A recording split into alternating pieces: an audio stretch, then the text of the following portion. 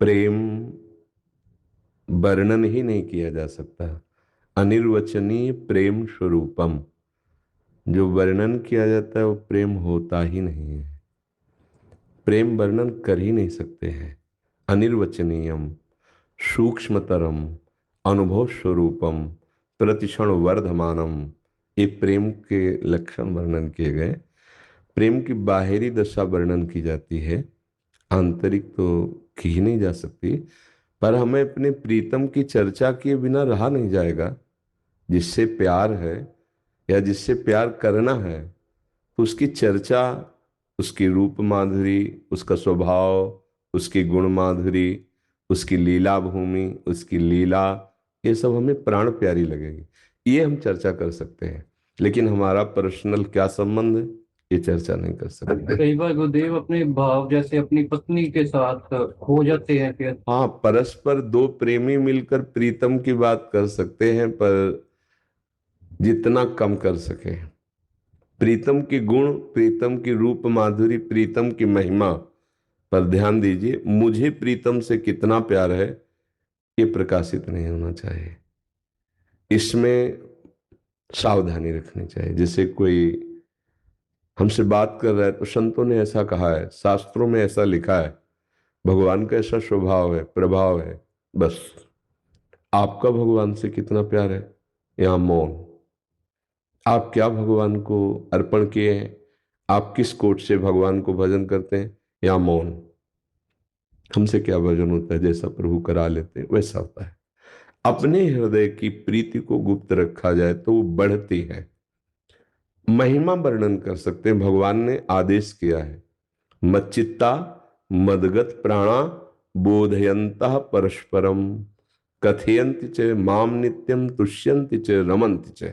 भगवान ने कहा है, मेरे में चित्त लगाए हुए, मेरे को प्राण समर्पित किए हुए। आज सत्संग सुना है? तो प्राण समर्पित का मतलब होता है प्रत्येक श्वास में नाम जप करना।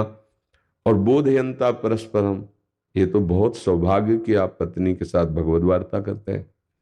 हमारे मित्र, हमारी समाज, जो भी हमारे पास बैठे, हम उसमें सत्य वार्ता करें, शास्त्र वार्ता करें, भगवत वार्ता करें। बोधयंता परस्परम, परस्पर ज्ञान की चर्चा, भक्ति की चर्चा, सत्य की चर्चा करें और भगवत चर्चा करते उसी में आनंदित हों, उसी में प्रसन्न रहे। तो भगवान कहते हैं कि वो मेरा परम भागवत मेरे योग को प्राप्त हो जाता है। ये तो बहुत अच्छी बात है, पर अपने प्रेम को प्रकाशित नहीं करना। गुरुदेव किसी को बड़ा डरता लगता है कि मतलब इतना लंबा सफर तय कर पाएंगे कि नहीं। नहीं, बिल्कुल नहीं। हमको डरना नहीं, क्योंकि हम तो सफर ही नहीं कर रहे। हमको तो गोद में ले जा रहे हैं प्रभु। अगर हम सफर कर रहे हैं तो बहुत कठिन सफर है। हर बिल्डिंग में अब दो व्यवस्थाएं हो गई हैं, एक सीढ़ी की व्यवस्था और एक लिफ्ट की व्यवस्था। ऐसे भागवतिक मार्ग में भी है। एक है साधन मार्ग, तैर कर जाना, और एक है नौका में बैठ जाना, जल जहाज में बैठ जाना।